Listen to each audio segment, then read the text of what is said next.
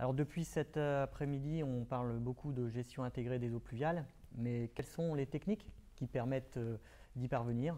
C'est ce que va nous présenter Madame Desmaux de l'association Adopta. Elle est animatrice eaux pluviales à l'Adopta. Et donc Madame Desmaux, je vous laisse la parole pour présenter les techniques intégrées des eaux pluviales. Merci. Oui, bonjour. Alors, Elia Desmaux, donc de l'association Adopta. Alors, excusez-moi, je vais simplement couper le son de YouTube. Voilà. Donc, bonjour à tous, Elia Desmaux de l'association Adopta. Effectivement, moi, je vais vous parler aujourd'hui de gestion durable intégrée des eaux pluviales. Je vais d'abord vous parler un petit peu de philosophie et ensuite rentrer dans le concret pour vous présenter les techniques et les différentes méthodes que vous pouvez mettre en place sur votre territoire pour faire ce qu'on appelle cette gestion durable intégrée des eaux pluviales.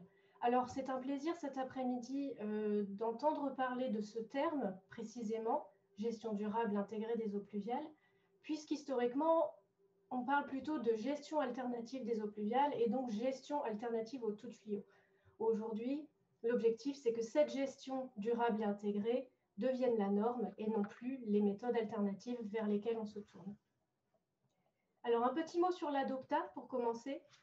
L'Adopta, c'est une association qui est basée dans le nord de la France, à Douai, et qui aujourd'hui recouvre deux grands territoires d'animation, à savoir toute la région Hauts-de-France et la région Grand Est. Donc, vous avez aujourd'hui sur ce territoire deux animatrices qui peuvent répondre à vos questions sur la thématique. Moi, je me situe sur la partie picarde de la région de France et ma collègue Manon Hay se situe sur la partie Grand Est, donc sur l'agence de l'eau Grand Est. L'Adopta a quatre grandes missions, quatre missions principales. La première étant de sensibiliser et de communiquer sur cette gestion durable intégrée des eaux pluviales. La deuxième étant de faire de l'animation du territoire, donc sur la thématique, d'organiser des événements, de créer des documents de communication. La troisième est d'accompagner au projet. Donc, nous sommes régulièrement appelés pour des projets spécifiques sur les territoires. Et l'objectif est de faire en sorte que ces projets aillent dans le bon sens et que des territoires sortent de terre qui puissent inspirer le reste des territoires, le reste des régions. On fait également un petit peu de recherche et de développement opérationnel, mais ça c'est à la marge et disons qu'aujourd'hui ça ne nous concerne pas. Donc, pour faire tout cela, nous avons différents outils d'animation. Comme je vous le disais, des publications, des fiches techniques, fiches de cas et fiches de sensibilisation qui sont disponibles sur notre site internet et qui sont diffusables. Ils sont vraiment à votre disposition. Des visites de sites et des visites de notre showroom notamment qui est à Douai, qui montre un petit peu toutes ces techniques de gestion des eaux pluviales hors sol. Des vidéos que vous pouvez également retrouver sur notre site internet et des événements publics, que ce soit des conférences débats, des formations un petit peu plus précises au sein des collectivités ou, comme aujourd'hui, des visioconférences sur des sujets un petit peu précis. Pour rentrer dans le vif du sujet, voici les trois grandes philosophies de la gestion durable intégrée des eaux pluviales. La première, et ça a été dit par Olivier Ernest lors de sa présentation, donc la première, c'est de faire donc, cette philosophie, ces trois philosophies ont déjà été évoquées lors des présentations qui ont eu lieu aujourd'hui. La première, c'est donc de faire des eaux pluviales une richesse, une ressource et non plus un déchet. L'idée étant, en fait, historiquement, on traitait les eaux pluviales comme un déchet puisqu'elles étaient amenées le plus vite possible hors de la ville pour faire en sorte d'amener les miasmes hors de la ville et d'évacuer ces eaux qui étaient sales le plus rapidement possible hors de la ville. Aujourd'hui, les problématiques ont changé, on a très bien hygiénisé les villes et le principe, c'est vraiment de revenir à la considération du fait que l'eau de pluie est une ressource, qu'elle peut nous aider à faire face aux différentes problématiques d'urbanisation qu'on a aujourd'hui et auxquelles on fait face sur les territoires. La deuxième, c'est d'infiltrer l'eau de pluie au plus près de l'endroit où elle tombe, donc au plus près de leur point de chute. Et si ce n'est pas possible, en cas d'impossibilité, à cause de différentes contraintes, des contraintes du terrain, du sol, etc., on va les tamponner, c'est-à-dire les stocker pendant un certain temps, et puis les rejeter à débit limité vers le milieu naturel de préférence. Donc pour ça, il y a quatre grands principes à respecter. qui se tourne autour d'une grande philosophie, on va dire, qui est de rester le plus proche possible du grand cycle naturel de l'eau. Donc on va s'inspirer de ce que fait la nature, puisque finalement, avant de venir urbaniser, les terrains naturels géraient l'eau pluviale et la géraient assez bien. Donc l'idée, c'est vraiment de s'inspirer de ce qui existe aujourd'hui et de le reproduire dans nos villes. Donc pour ça, on ne concentre pas les eaux pluviales et on ne fait pas ruisseler les eaux pluviales. De cette façon, on ne concentre ni en quantité d'eau, ni en pollution en point bas. Plutôt que de se retrouver avec d'immenses quantités d'eau à gérer en point bas, qui sont polluées et qui coûtent cher, on va dire, à gérer, on essaye vraiment de les gérer petit à petit en amont, morceau par morceau. Pour cela, on aménage et on réaménage sans imperméabiliser les sols et comme le demande et comme invite l'agence de l'eau à le faire, en désimperméabilisant dès que c'est possible. Donc pour ça, on se sert un petit peu du renouvellement urbain qui est de l'ordre de 1% par an pour faire en sorte de désimperméabiliser. Et enfin, le grand principe le plus important, c'est qu'on ne crée plus d'ouvrages spécifiques à la gestion des eaux pluviales, mais on donne plusieurs fonctions à un même espace. Donc on ajoute des fonctions hydrauliques à des espaces qui existent déjà. Des espaces verts, des voiries, des trottoirs, des toitures, comme on va le voir juste après. Tout ça, on a de très bonnes raisons. Et ces raisons ont été évoquées dans les présentations précédentes, donc je passerai assez rapidement. Mais il y a de bonnes raisons de passer à cette gestion des eaux pluviales. Nos problématiques ont changé. Aujourd'hui, on cherche avant tout à s'adapter au changement climatique, à lutter contre les inondations, à améliorer la qualité des rivières, à réintroduire la nature en ville, notamment pour lutter contre les îlots de chaleur urbains, et surtout à maîtriser ses coûts d'investissement et ses coûts d'entretien des ouvrages qui permettent de gérer la pluie sur le territoire. Donc tout ça, ça apporte de multiples bénéfices. On l'a vu, les différents intervenants en ont parlé également. La diminution, et donc ça c'est un des grands objectifs de l'agence de l'eau, c'est de diminuer en fait la pollution du milieu naturel, de protéger ce milieu naturel, et donc de faire en sorte que les volumes de pluie et de pollution qui arrivent vers ce milieu soient vraiment diminués, gérés sur place, gérés le plus en amont possible.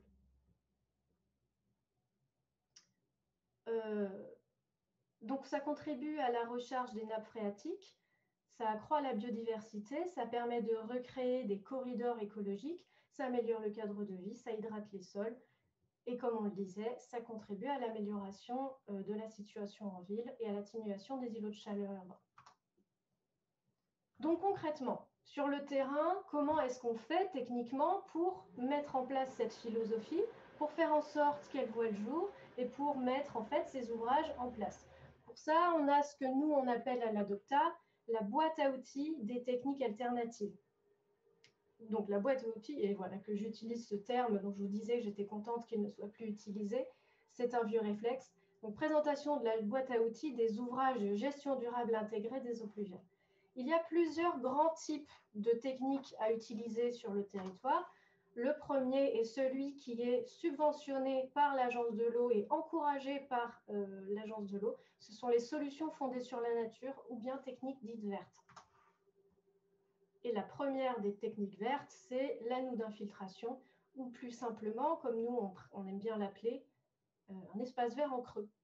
Donc l'anneau d'infiltration, ce n'est pas forcément un ouvrage linéaire, ça peut être un ouvrage qui prend plusieurs formes et qui très souvent va se retrouver le long des voiries et qui va en fait reprendre l'eau qui ruisselle sur les voiries et qui va aller directement s'infiltrer petit à petit dans le creux de l'anneau. Voilà. Ici, vous avez une noue d'infiltration avec une tranchée d'infiltration dessous qui permet en fait d'augmenter la capacité de rétention du sol en place. Nous, on recommande à l'ADOPTA de planter ces noues parce qu'en termes d'entretien, ça coûte moins cher d'entretenir un espace vert planté de façon, on va dire, soit avec des plants de couvre-sol, soit avec des arbustes, soit avec des haies, donc des éléments qui ne s'entretiennent que 2 fois par an environ, plutôt qu'un gazon, où là, en période de pluie-soleil, on va devoir passer tous les 15 jours parce que ça pousse, ça pousse, ça pousse. On recommande également de faire de la gestion différenciée sur ces espaces verts, puisqu'en fait, un sol avec un sol vivant, avec un système racinaire qui est bien développé, va bien mieux gérer les eaux pluviales qu'un sol plus pauvre ou un sol qui n'est pas très développé vis-à-vis de la biodiversité. Donc voilà ce qu'on peut vous donner comme recommandation. Finalement, si on regarde un petit peu autour de nous le paysage, on s'aperçoit, en ayant un petit peu l'œil très souvent, que ce qui se passe, c'est qu'on a la voirie à un certain niveau, une bordure et l'espace vert, ça se voit mieux ici, l'espace vert qui est plus haut que la voirie. Donc qu'est-ce qui se passe en cas de forte pluie? Eh bien l'eau va ruisseler depuis l'espace vert sur la voirie et c'est bien dommage parce que cet espace a quand même une capacité de gestion des eaux pluviales qui est non négligeable. Donc l'idée ici, c'est de modifier un petit peu ces aménagements en faisant en sorte que la voirie soit légèrement plus haute ou au moins au même niveau que l'espace vert et faire en sorte que l'eau vienne s'infiltrer dans les espaces verts. Ici, vous avez une noue, c'est à Brunamel, qui est recouverte de lierre, donc c'est une plante couvre-sol qui est facile à entretenir. Et ici, vous avez un système, en fait c'est au musée Archéos à Douai, vous avez un système de noues qui sont connectées les unes aux autres avec des places de parking perméables et des noues plantées, donc qui sont faciles à entretenir et qui permettent d'avoir une meilleure biodiversité dans l'espace vert. Voilà, donc le principe, si vous voulez, c'est d'arraser les bordures. C'est parfois aussi simple que ça. Et d'ailleurs, c'est une chose qui est tout à fait utilisée, par exemple, dans la ville de Crépy-en-Valois, dans l'Oise, qui, elle, a carrément inventé une machine qui va scier les bordures pour permettre à l'eau d'aller s'infiltrer dans l'espace vert adjacent. Alors, bien sûr, il faut que l'espace vert soit au moins à la même hauteur que la voirie, mais ce sont des choses qui sont tout à fait possibles. Ici, vous avez une noue qui est dans un centre commercial et donc qui n'est pas linéaire, qui est, comme je vous le disais, un espace vert en creux et qui permet de faire du paysage. À la place d'une noue, on n'est pas obligé de faire de l'espace vert forcément en creux, on peut également faire des bandes végétalisées et ça peut être très pratique, notamment pour l'entretien lorsqu'on veut passer la tondeuse. Donc vous avez ici un exemple dans la ville de Lille, avant et après travaux, où on a rajouté des bandes végétalisées et de la végétation pour apporter un petit peu de fraîcheur, un petit peu de cadre de vie. Ici, la ville de Crépy-en-Valois, que je vous citais, et qui met, dès que c'est possible, des bandes enherbées qui sont au moins au même niveau que la voirie. Ici, par exemple, sur cette rue, le trottoir qui est très large vient s'infiltrer dans l'espace vert qui est ici. Et les platanes qui sont de ce côté-là sont plus gros, en meilleure santé, ils ont été plantés en même temps que les autres, et reçoivent l'eau pluviale du trottoir. Ici, il y a une toute petite bordure qui empêche les platanes de recevoir cette eau pluviale, et on voit quand même assez bien la différence entre ces deux rangées d'arbres qui n'ont pas eu le même développement. Une autre technique dont on parlait, et notamment qui est subventionnée avec un plafond un petit peu plus élevé au niveau de l'agence de l'eau, c'est la toiture végétalisée. La toiture végétalisée, il en existe plusieurs sortes, la plus courante étant la toiture extensive. La toiture extensive, elle peut s'installer sur des toits en pente et elle n'est généralement pas très épaisse, c'est-à-dire qu'on a un substrat d'environ 10 cm. Une toiture semi-intensive, c'est une toiture où on va avoir du paysage, on va avoir des graminées, un sol avec un système racinaire un petit peu plus développé, ou sinon carrément une toiture intensive, où là on peut avoir un système de jardin avec différentes strates arbustives sur le toit. Donc les toitures extensives peuvent s'installer sur beaucoup d'ouvrages. Par contre, pour une toiture intensive, il faut faire attention au poids de la structure et notamment au poids de l'eau qui va venir s'infiltrer dans cette partie de toiture.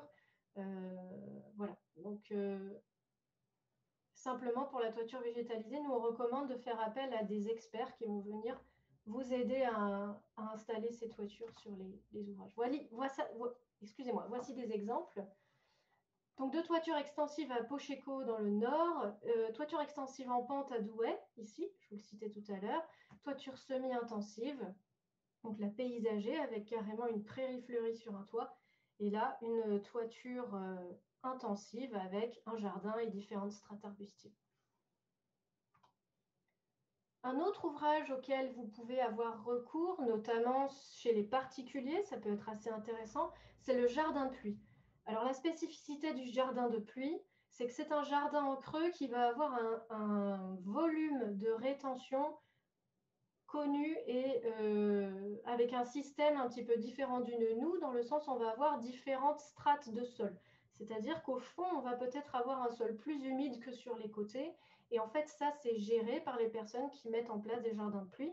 Et le jardin de pluie reçoit, en fait, et on le voit dans la photo juste après, reçoit directement l'eau d'une gouttière qui est branchée dessus et qui va venir gérer l'eau d'une toiture.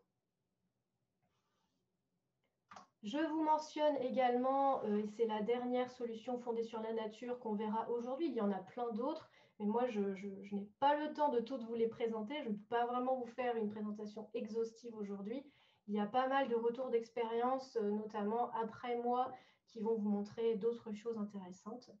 Donc la mare et le plan d'eau, ce sont des éléments paysagers qui sont très intéressants, notamment dans les cœurs de village, où on a régulièrement des mares qui ont été rebouchées et où on a régulièrement des inondations, des problèmes de ruissellement. Il peut être parfois très intéressant de réutiliser ces mares, de les remettre à jour pour faire en sorte de gérer l'eau de pluie. Alors, un autre grand type de technique pour gérer les eaux pluviales, ce sont les revêtements de sol perméables. Ces revêtements, comme vous le voyez sur cette photo, ils sont de différentes natures, de différentes couleurs. Ils peuvent très bien constituer un espace vert, comme par exemple avec les dalles gazon et dalles pavées, mais ils peuvent également permettre de minéraliser sans imperméabiliser. Et donc ici, vous avez différents exemples de mise en place de différents revêtements perméables qui permettent de rendre au sol en fait sa capacité d'absorption et de lui de redonner à la ville un rôle d'éponge. Et enfin, je terminerai en vous présentant des ouvrages dits enterrés, mais en me focalisant, donc je ne vais pas tous vous les présenter là encore, je vais simplement me focaliser sur les ouvrages qui sont généralement, qui peuvent être dans certaines conditions subventionnés par l'agence de l'eau. Puisqu'en fait, le grand principe, on l'a vu dans la présentation du début de cet après-midi, c'est vraiment d'avoir une gestion à ciel ouvert, d'avoir une gestion avec ruissellement sur la surface et de ne pas avoir de tuyaux d'avaloir ou alors d'infiltration des eaux pluviales via des ouvrages enterrés. Donc ici, les ouvrages que je vous présente, la tranchée d'infiltration, je vous en ai parlé au début de cette présentation, c'est un ouvrage où en fait on creuse simplement une tranchée et on va venir remplir cette tranchée avec un matériau qui a un espace de stockage plus important que le sol en place. Donc, que ce soit de la grave non traitée ou alors une structure alvéolaire ultra légère, on va choisir le remplissage en fonction du besoin de stockage qu'on a sur le projet. Sachez que la tranchée d'infiltration est subventionnable si le remplissage se fait par la surface. Donc, dans ce cas-là, si on a un avaloir, ce n'est pas subventionné. Par contre, si la gouttière arrive ici, vient sur un espace vert en creux sous lequel il y a une tranchée d'infiltration, là, c'est subventionnable parce qu'on a vraiment une infiltration de l'eau qui se fait via la surface. Ici, donc, c'est la voirie qui ruisselle, qui vient dans un espace perméable et qui permet après d'aller remplir cette tranchée et de stocker l'eau le temps qu'elle s'infiltre lentement dans le sol. Une autre technique enterrée qui peut être très intéressante, notamment dans les lotissements, et qui a été très utilisée à Douai, dans le nord de la France, donc par la communauté d'agglomération du Douaisis, c'est la chaussée à structure réservoir. La chaussée à structure réservoir, c'est un ouvrage qui peut se faire sous une voirie, donc sous une route, sous un parking, sous trottoir. Et le grand principe, c'est simplement de modifier un petit peu la structure, donc le contenant de la voirie, la structure porteuse, voilà, c'est le terme que je cherchais. Donc de modifier légèrement la structure porteuse en enlevant toute la gamme granulométrique fine, ce qui permet en fait d'avoir sous la voirie, que ce soit une voirie classique, une voirie circulée ou un parking, d'avoir un espace de stockage et d'infiltration. Alors, dans quel cas est-ce que ce type je perds mes mots. Dans quel cas est-ce que ce type de structure peut être subventionné? Eh bien, si on a un enrobé poreux, donc si on désimperméabilise une voirie qui était déjà imperméabilisée, en refaisant la voirie, donc imaginons qu'on ait une voirie qui est abîmée, on décide de la refaire, eh bien, on peut très bien décider de refaire cette voirie en mettant en mettant une structure réservoir dans cette voirie. Alors voici des exemples. Alors ici, je me permets, je vois qu'il n'y a pas le crédit photo sur cette photo-là, mais qui a été prise par les personnes qui vont parler juste après moi, donc Monsieur Henrel d'Ingessia. Et donc le crédit photo ici, c'est Ingessia acte de paysage. Je ferai attention de le rajouter. Donc ici, vous avez des exemples de voiries. Voilà à quoi ressemble un enrobé poreux. Un enrobé poreux, comme vous le voyez ici, comparé à l'enrobé classique, il absorbe l'eau. Donc on n'a pas de flaques qui se forment en surface. Et voilà comment c'est construit à l'intérieur. Donc vous allez remplacer la structure porteuse par ici de la grave non traitée en 20-40. Ici, c'est un exemple à Montcornet de chaussée à structure réservoir en pente, donc avec différents paliers. Et voici un petit peu à quoi ça ressemble. Donc on a les différents bassins en structure réservoir qui communiquent les uns avec les autres via des tuyaux ici. Alors, cette dernière photo, c'est une voirie lourde qui est disponible dans une fiche de cas sur notre site internet, c'est le cas Lau-20 Planck. Mais ici, c'était une voirie classique avec avaloir. Donc là, ce n'est absolument pas subventionnable par l'agence de l'eau. Voilà. Donc j'en ai terminé avec ma présentation. N'hésitez pas à me poser des questions. N'hésitez pas également, comme l'ont suggéré les autres intervenants, à solliciter l'Adopta pour vous accompagner dans vos projets, pour répondre à vos questions. On a pas mal de retours d'expérience et de contacts qui peuvent vous aider dans la mise en place de vos projets. Donc voilà, merci à tous et je vais sortir de là et arrêter le partage. Voilà.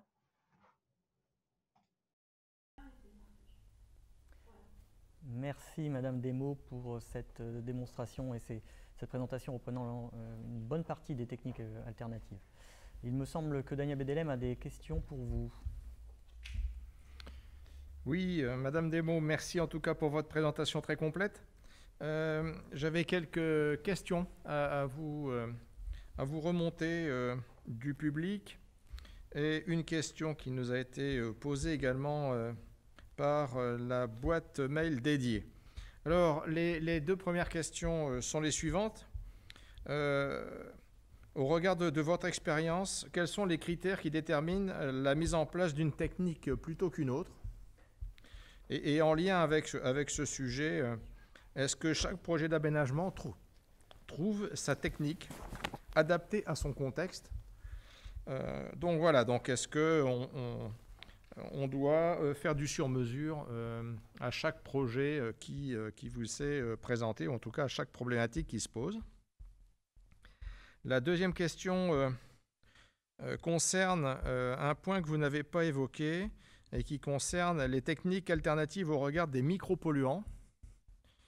Qu'est-ce que vous pouvez nous dire sur ce type de projet et sur ce sujet très, très spécifique de piégeage des micropolluants?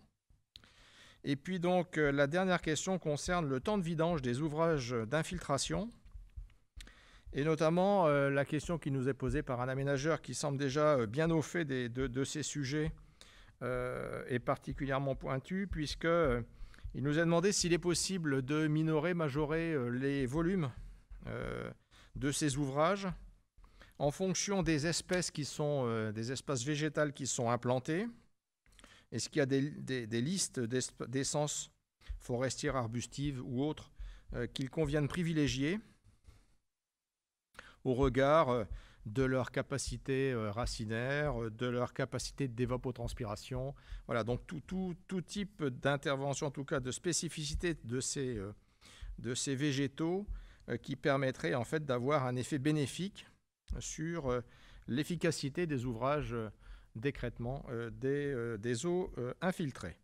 Merci d'avance pour tous vos éléments.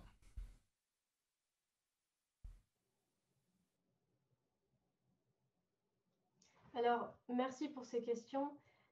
Donc, je vais y répondre dans l'ordre.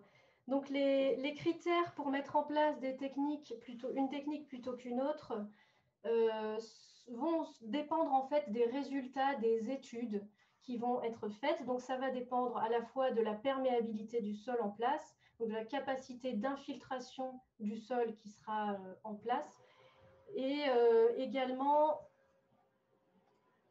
également de la pluie qu'on va choisir. Donc ça, ce sont des choses que les bureaux d'études vont dimensionner en fonction des besoins, que ce soit en fonction du volume qu'on a besoin de stocker, de la capacité du sol en place, est-ce qu'on a de la pente, est-ce qu'on a des espaces verts qui sont déjà en place. Donc, en fait, si vous voulez, on peut très difficilement, avec ce type de projet, faire du copier-coller d'un projet à un autre. Dès qu'on arrive sur un nouveau projet, il faut réfléchir, il faut de nouveau se poser les questions, se demander comment est-ce que ça va pouvoir fonctionner et essayer de trouver la meilleure façon de gérer les eaux pluviales.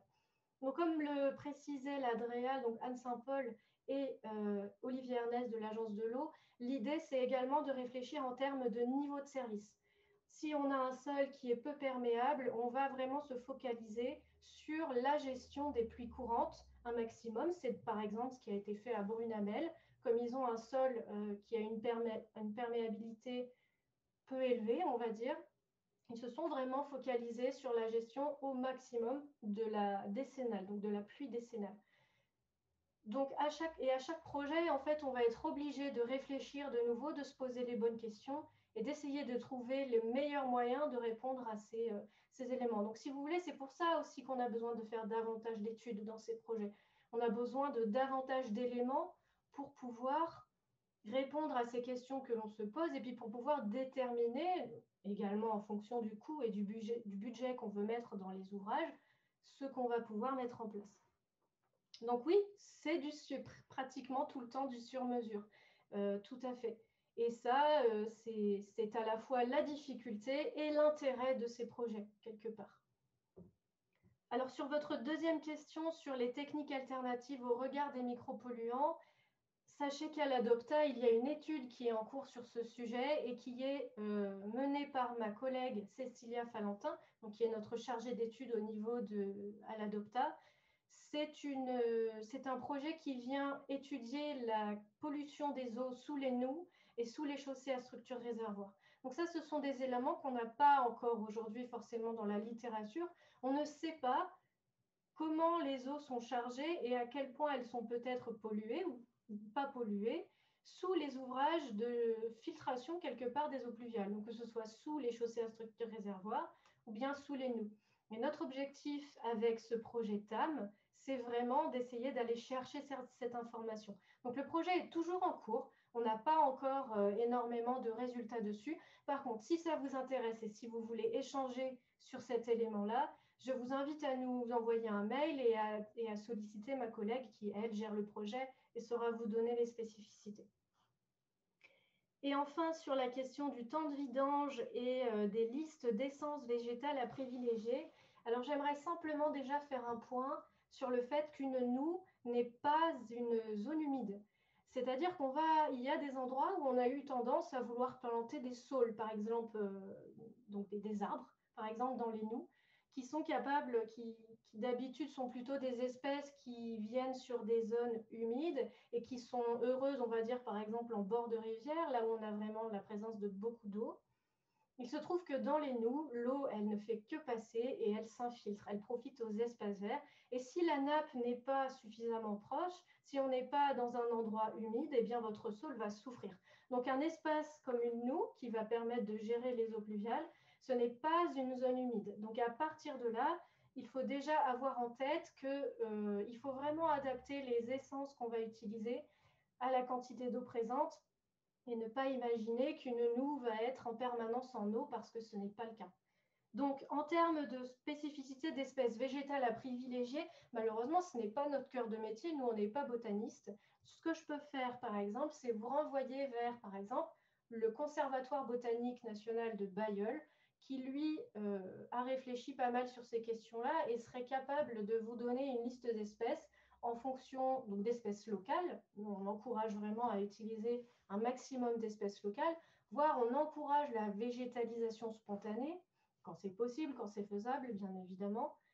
Et si vous souhaitez avoir une liste d'espèces en fonction des enjeux et de vos objectifs, je vous invite vraiment à solliciter le Conservatoire national botanique de Bailleul. Donc voilà pour mes réponses. J'espère que j'ai été suffisamment claire. N'hésitez pas à nous en poser d'autres et à me solliciter si besoin.